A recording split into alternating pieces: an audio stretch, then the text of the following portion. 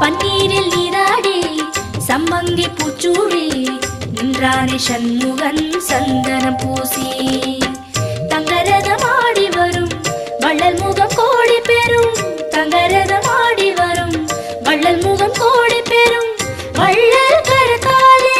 வாழ்வு வரும் குகன் என்றாலே சுகம் என்றாகும் குகன் என்றாலே சுகம் என்றாகும் பழனி மலையில் பழகும் உறவில் பாசம் பிறக்கும்